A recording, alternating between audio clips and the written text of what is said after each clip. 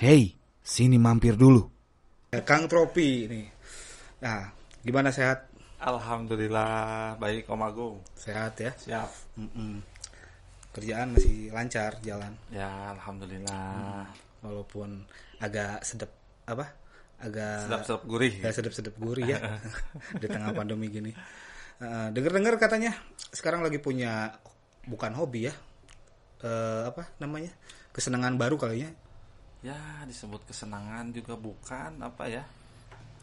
Gimana? Aktivitas atau apa ya? Aktivitas baru kayaknya ya. Kegiatan Punya dunia lah, baru, dunia baru lah. Dunia baru. Katanya sekarang udah lagi merambah ke dunia perukiahan, pergaiban. Kalau disebut merambah ya enggak juga sih. Jadi intinya belajar lah ya. Lagi belajar dunia ruqyah lah. Dunia gitu. ruqyah ya. Disebutnya apa sih kalau ruqyah tuh, praktisi atau apanya? Kalau sudah yang memang terjun ya dibilang ahli lah gitu ya. Tapi di ruqyah ini nggak belum ahli juga sih. Ya praktisi lah, bisa dibuat ya? praktisi dan pasien. Dan pasien ya. Jadi kalau misalkan pasien itu berarti orang yang di ruqyah, yang meruqyahnya disebut praktisi. Ada juga yang menyebut roki. Yang meruqyah roki. Gitu. Roki mah bukan yang jet. Apa tuh? Roki Putira itu. Oh gitu ya. Nah, itu belajarnya berapa lama sih belajar gitu? Belajarnya sebentar sih. Sebentar. Ya? Yang pertama mungkin ikut pelatihan. Pelatihannya cuma 2 hari. Oh 2 hari? Pelatihan pemula sama lanjutan. Oh gitu. Emang bisa dalam waktu 2 hari gitu? Langsung bisa? Insya Allah tapi bisa. tergantung orangnya juga. Kalau untuk saya belajar, saya terangin dulu tuh belajarnya di mana. Oh iya, tanya. sok belajarnya di mana tuh? Nah, belajarnya saya di KBRA. Ya, Keluarga Besar Ruqyah Aswaja. Foundernya atau pembinanya Kiai Haji Ahmad Imron Rosyidi di Jawa Tengah, Grobogan. Oh di Jawa. Belajarnya ke Jawa berangkat. Sekarang zaman online, Om Agung. Oh. Zaman online. Jadi lewat online. Yang pertama sebetulnya saya kan suka lihat-lihat YouTube tuh. Beda lah Om Agung mah lihat YouTube-nya dunia musik dan lain-lain, game ya. Yeah. Nah, kalau saya kan suka dilihat dunia ruqyah, pergaiban lah gitu pergaiban. Ya. Kenapa sih pengen jadi merambah ke dunia pergaiban gitu?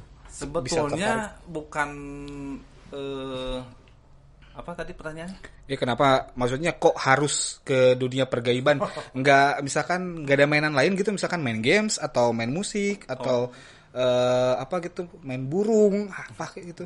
Burung pernah. Oh, burung pernah. Ya, nah gini asal-muasalnya. Memang dari dulu sebetulnya saya suka dunia pergaiban gitu. Cuman dari dulu saya belajar nggak bisa-bisa, Om Agung. Oh gitu. Ya, udah coba puasa, udah coba apa wirid-wirid itu nggak bisa. Tekbal di kade kebal tuh nih. Enggak sih kalau yang gitu mah. Tapi belajarlah, coba belajar dunia pergaiban nggak bisa. Nah, asal muasal saya ikut ruqyah. Yang pertama merenung lah. Dalam renungan itu kok hidup saya itu nggak ada manfaatnya bagi orang lain. Nah, asal muasalnya itu kok tidak ada manfaatnya. Bagaimana ya saya untuk menjadi orang yang bermanfaat untuk orang lain, untuk sesama gitu. Nah, saya lihat-lihat di YouTube ruqyah macam-macam ya, ada ruqyah. Nah, kebetulan menemukan channel YouTube KBRA, Keluarga Besar Ruqyah Aswaja. Nah, dilihat-lihat, ditelaah, diteliti, ternyata sesuai lah dengan hati gitu. Sesuai dengan hati. Oh, bagus juga ini Ruqyah Aswaja. Asalnya mah lihat aja itu channel YouTube-nya. Nah, ternyata mengadakan juga pelatihan. Pelatihan secara online, ijazah online. Nah, saya ikutan itu. Jadi awalnya tuh pengen niatnya ingin bermanfaat untuk sesama gitu ya. Bisa membantu sesama gitu. udah dicoba dipraktikan? Alhamdulillah setelah pelatihan itu ada 2 pelatihan pemula dan lanjutan 2 hari itu secara online. Nah seminggu 2 minggu lah kebetulan ada saudara juga yang terkena gangguan gaib seperti itu. Saya praktekkan di sana di lembur saya lah di kampung halaman di Ciwidey. Oh, Ciwidey. Saya praktekkan dan ternyata ngepek. Oh gitu. Pelatihan cuma 2 hari online dan ternyata betul apa kata guru saya Kiai Ahmad Imran Rosidi, ternyata ngepek. Gitu. Itu gimana pas awal itu tuh? Pas waktu dipraktekkan gitu kan? Yang namanya pertama pasti ada gemper lah. Ayalah gemper. Pas begitu kesurupan nggak? Yang sana. Hah? Sana nu kesurupan. Itunya pasiennya? Oh, kirain saya nyangka semuanya.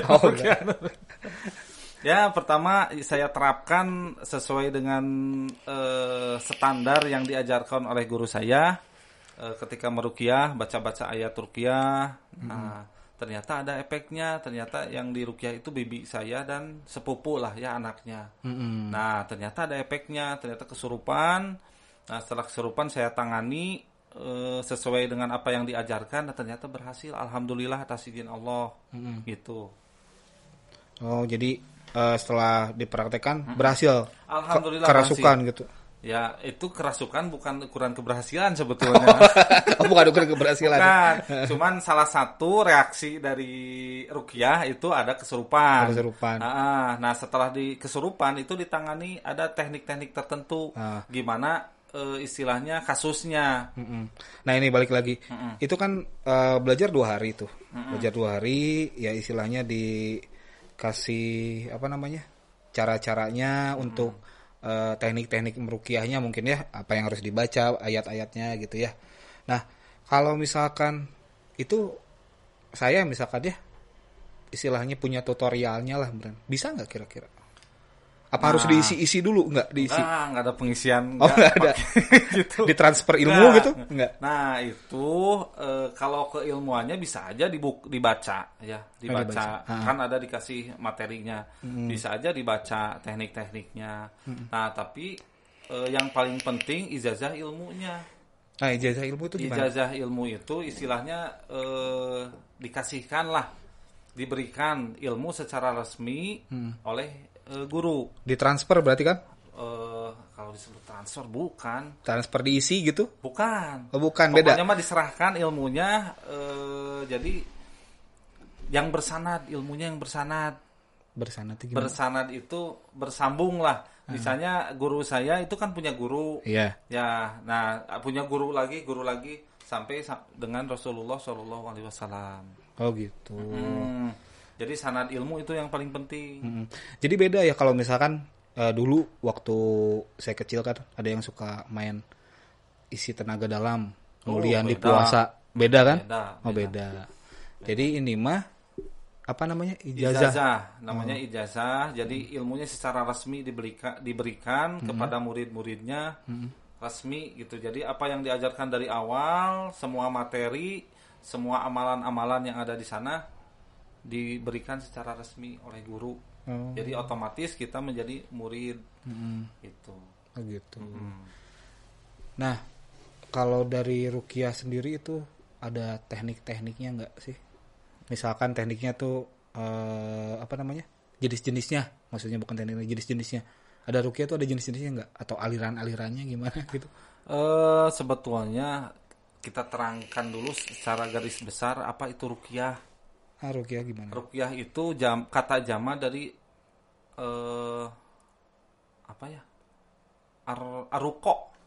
Aruko. Jadi artinya itu adalah jampe-jampe atau bacaan-bacaan lah gitu ya. Jampe, suwuk, bacaan-bacaan atau jangjawokan itu sama sebetulnya secara garis besar. Secara umum itu ruqyah gitu. Cuman yang kita pelajari adalah ruqyah syariah yang sesuai dengan syariat Islam.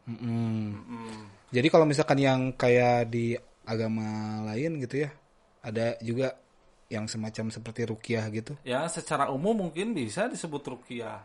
Secara umum ya. Secara arti dasar ruqyah. Iya. Ya bisa disebut ruqyah karena kan artinya juga jampe-jampe, pokoknya apa-apa jampe-jampe atau ucapan-ucapan yang gitulah. Berarti kalau dengan hipnotis itu apa? Sugesti mungkin. Ya, Mirip gak? Tapi beda sih kayaknya. Beda sih kayaknya. Soalnya ini melibatkan dunia lain. Yang nggak berani masuk ke situ. Nah, itu tadi balik lagi ke apa namanya? Ada jenis-jenisnya ruqyah nggak sebenarnya? Mungkin kalau jenisnya sama ruqyah syariah, cuman paling metode. Oh, metodenya yang beda-beda. Ada metodenya memang beda-beda itu seperti apa ya kayaknya? Metodenya mungkin sebetulnya sama ayat-ayat, cuman ada metode penanganan. Metode penanganan. Kalau yang saya pelajari kan ini ruqyah aswaja ya, yang berasal dari kalau bisa dibilang NU lah ya. Iya. Ada teknik-teknik tertentu yang tidak dipelajari di ruqyah yang lain. Oh gitu. Ya. Jadi ada apa yang berbeda Ada dari yang lain. berbeda. Ada jenis yang berbedanya itu. Seperti robitoh itu kan sambungan batin antara murid dan guru. Itu kan nggak ada kalau di ruqyah yang. Oh, ada sambungan batin. Gitu. Cara mendeteksinya. Oh, gitu. Nah itu ada diagnosa. Ya seperti dokter aja, Om Agung. Dokter juga kan kalau ada orang sakit datang itu didiagnosa dulu penyakitnya apa.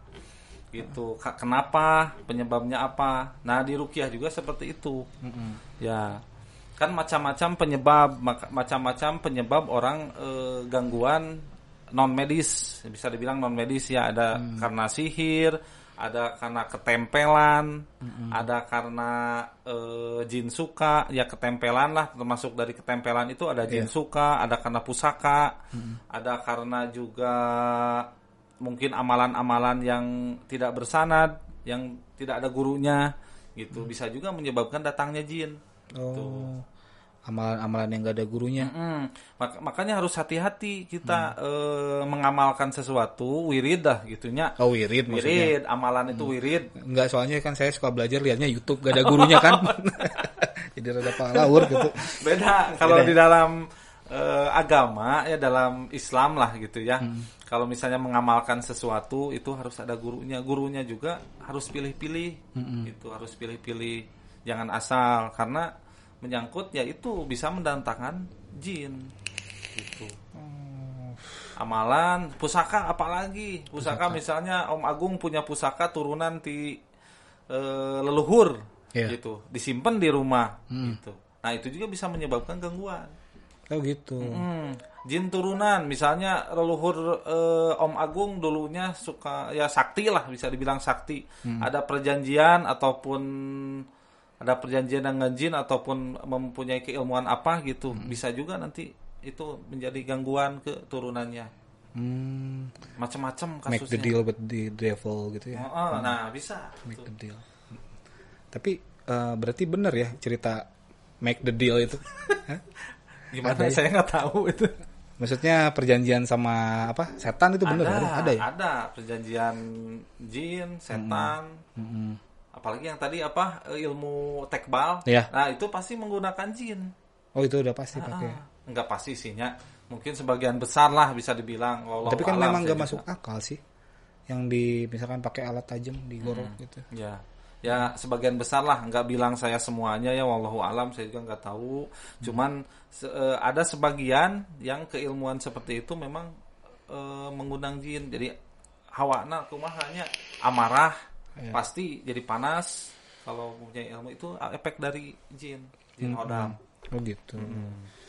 Nah tadi berarti harus didiagnosa dulu ya, dideteksi. Misalkan ini sebabnya dari mana, mungkin dari rumah tinggalnya atau dari pusakanya gitu, atau memang dari turunan gitu ya. Bisa. Jadi setelah kita mendeteksi, nanti apa yang harus kita lakukan. Nah untuk proses ruqyahnya sendiri, nah kalau misalkan ini orang di ruqyah nih, si jinnya kan diusir kemana? Nah kalau yang diajarkan oleh guru saya di KBRA gitu ya, mungkin sebelumnya saya belum minta izin dulu ya. Saya minta izin dulu kepada guru saya Kiai Ahmad Imran Rasidu untuk sedikit menerangkan ilmu-ilmunya. Nah untuk di KBRA itu ketika kita menangani misalnya kasus karena jin turunan ya misalnya. Nah, si jinnya itu nggak diusir begitu saja. Nah, setelah selesai penanganan, misalnya jinnya takluk lah gitu ya, jinnya sudah dikuasai, bukan dikuasai ya, sudah lemes lah gitu ya. Takluk lah. Takluk. Nah, nanti kita tempatkan, kita tawari untuk masuk Islam. Oh gitu. Ya, kita Islamkan jinnya dan kita tawari untuk ditempatkan, ada tempat khusus ditempatkan untuk jin-jin yang sudah dimualafkan. Gitu. Berarti ada tempatnya. Ada. Tapi kayak cerita ya, kayak bohong. Tapi yang setelah saya praktekkan memang itu betul. Betul yang setelah saya praktekkan ya, yang udah saya praktekkan walaupun saya belum lama praktek, tapi alhamdulillah bisa sedikit menolong ada orang-orang yang datang, saudara-saudara, terus ada yang kenalan orang tua, itu datang, saya coba untuk tangani, alhamdulillah ngepek, itu ada manfaatnya, gitu. Jadi nggak diusir kemana-mana sebetulnya ya? Enggak, ditempatkan di tempat yang khusus, ada tekniknya tertentu.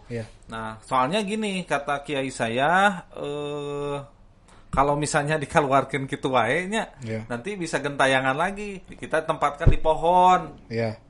Balik lagi nanti. Takutnya balik lagi ke orang yang sakit. Gitu. Berarti ada juga ya yang suka simpen ke pohon. Ada. Oh, ada ya. Siga ngimpinya, siga bohong. Tapi yang setelah saya alami memang betul. Oh gitu. Bukan saya melihat, nggak bisa lihat jin. Tapi apa yang telah dialami dari proses meruqyah. Gitu. Nah kan sekarang kalau ini kan di Sukabumi ya, di Sukabumi kan praktisi ruqyah itu masih jarang. Nah kalau misalkan ada teman-teman nih yang minat, nah itu tarifnya berapa?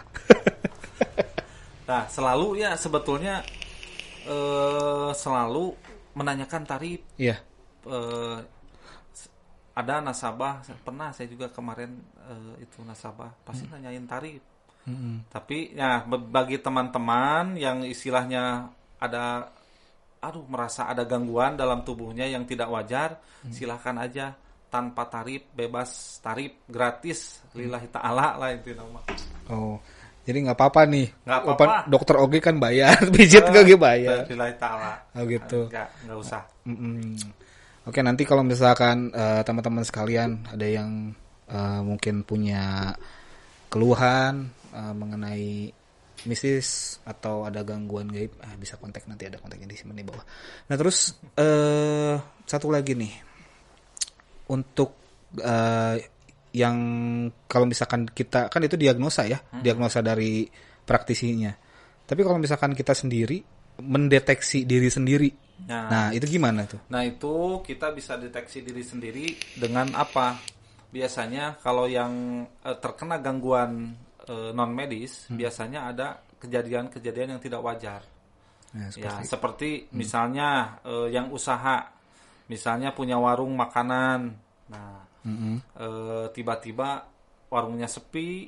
Sekarang warung sepi, pada sepi. Bukan karena corona juga, tidak wajar lah, tidak wajar. Dengan tidak wajar, atau misalnya di warungnya itu tiba-tiba sering kecium bau tidak enak, bau bangkai. Tanpa ketika dicari bangkainya nggak ada, nggak ada gitu, nggak sekali. Terus kesehatan terganggu. Nah kalau yang tidak sehat misalnya sakit ya, misalnya gangguan sakit lah intinya, ke dokter dulu. Harus ke dokter dulu. Kalau ketika ke dokter memang nggak sembuh, dokter misalnya tepuguh penyakitnya apa, ada dokter baru diruqyah. Oh baru gitu ya. Terus kadang datang juga mimpi buruk. Sering mimpi yang terulang, mimpi buruk yang terulang. Itu. Terulang gimana maksudnya? Mimpinya sama? Mimpinya bisa berbeda, tapi misalnya dengan orang yang sama. Seperti misalnya nih ada si A udah berumur tapi jodohnya susah mencari jodoh. Nah sering mimpi misalnya didatangi, kalau misalnya cewek didatangi cowok yang sama, ya bukan satu kali. Terus ketika misalnya ada yang datang nih mau ngelamar atau mau ya mau istilah zaman ayeuna mah macarin merinya. Nah, si ceweknya mau tapi si cowoknya ngadak-ngadak nggak mau. Yeah. Atau sebaliknya lah gitu. Dengan kejadian yang terulang. Nah, itu bisa didiagnosa itu terkena gangguan jin. Oh iya, jadi kalau misalkan ruqyah yang tidak ada, misalkan nih orang udah mendeteksi nih, kira-kira, aduh, kayaknya saya ini kena gangguan nih kayaknya, kena gangguan mistis nih, misalkan ya, orang kan kadang-kadang kita suka parnoan kan, aduh ini pasti nih ada apa-apanya nih, lihat orang tetangga jualan rame kita sepi sendiri, waduh ini pasti nih ada apa-apa. Nah misalkan di ruqyah nih misalnya. Nah, kalau misalkan nggak ada gangguan gaibnya, kan berarti nggak akan reaksi ya. Nah, kalau misalkan di ruqyah, misalkan ada gangguan gaibnya, itu reaksinya kayak gimana biasanya? Nah, untuk reaksi itu macam-macam. Reaksi kadang yang paling ekstrim memang kesurupan. Ya, intinya bukan reaksi lah ya. Keluarnya penyakit dari tubuh kita itu reaksinya bermacam-macam. Nah, kadang ada yang lewat muntah. Lewat muntah ada? Ya, lewat muntah. Terus kesurupan, mungkin nanti tetap keluarnya mah kadang lewat muntah. Keluar paku mungkin? Ya, mungkin saja. Tapi yang selama ini saya alami nggak ada sih ya, belum ada. Tapi mungkin aja bisa keluar. Nah, lewat muntah, terus kadang lewat keringat, keluar keringat. Bisa juga lewat sendawa, terab, ya bisa. Terus tanpa reaksi juga sebetulnya bisa. Kalau tanpa reaksi ya, ada ya? Tapi terkena gangguan gitu? Ya, bisa. Jadi ketika badannya ketika ruqyah seger, misalnya pandangan cerah, badan seger, mungkin itu Allah cabut penyakitnya secara langsung. Ya, mungkin aja seperti itu. Jadi yang dicari sebetulnya di ruqyah itu bukan reaksi, sebetulnya yang diajarkan guru saya. Oh, bukan reaksinya? Ya, jangan kecewa ketika pasien itu tidak bereaksi. Mungkin saja Allah mencabut penyakitnya itu secara langsung tanpa reaksi. Itu yang penting sehat. Allah cabut penyakitnya, kita jangan kecewa ketika pasien kita itu tidak ada reaksinya ketika di ruqyah. Itu yang diajarkan. Jadi nggak harus selalu sama nih Nah, itu nggak harus selalu kesurupan karena beda-beda kan reaksi orang.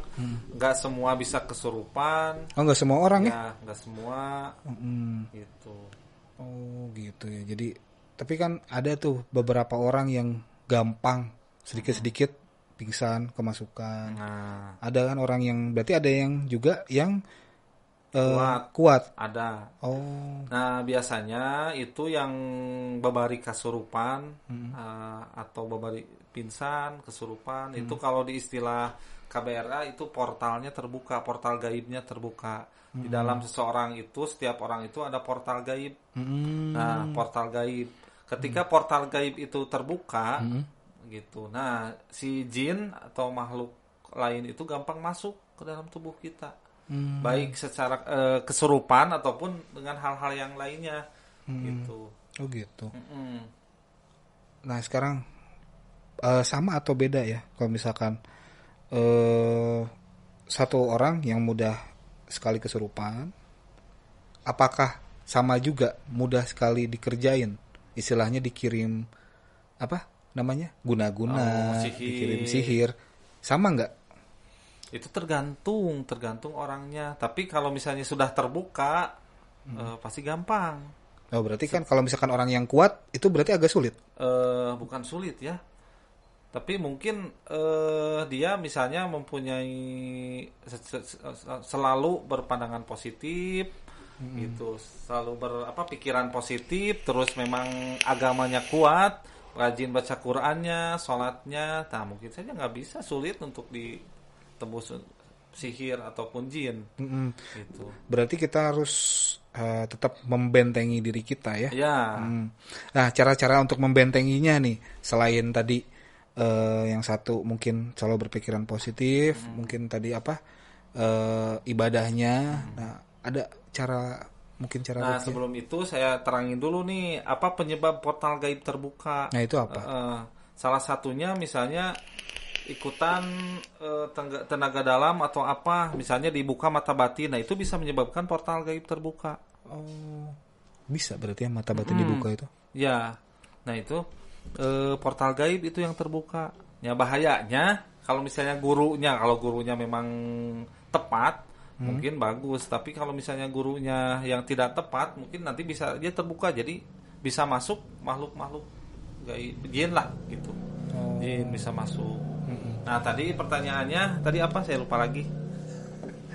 Membentengi. Oh, membentengi. Membentenginya. Nah, untuk membentengi diri dari makhluk-makhluk astral atau kan astral lah, jin lah ya, dari jin dan sihir, mungkin yang tadi aja perkuat keimanan kita kepada Allah Subhanahu wa taala, zikirnya selalu ditingkatkan, ingat sama Allah, zikir itu selalu ingat sama Allah, terus rajin baca Al-Qur'an. Gitu, rajin baca Al-Qur'an, ya itu aja. Selalu mendekatkan diri kepada Allah, insya Allah sulitlah untuk ditembus oleh sihir dan jin. Nah, satu lagi, beberapa hari yang lalu, enggak beberapa kali, semingguan yang lalu kurang lebih, saudara saya tuh, itu tuh termasuk sekarang tuh jadi orang yang agak apa ya namanya ya? Linglung.